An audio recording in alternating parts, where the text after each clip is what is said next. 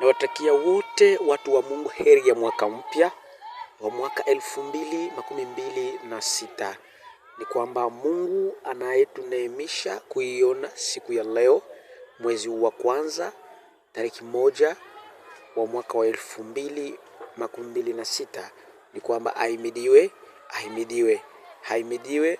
Anastahili kupewa sifa za midomo ya walio wake.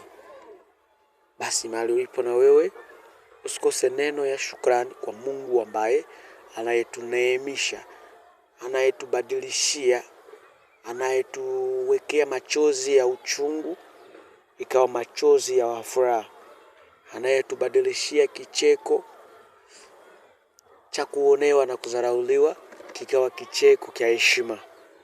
Mungu ambaye anayetunyang'anyia nafasi ambayo haikutustahili, lakini kwa sababu ya wema na neema yake.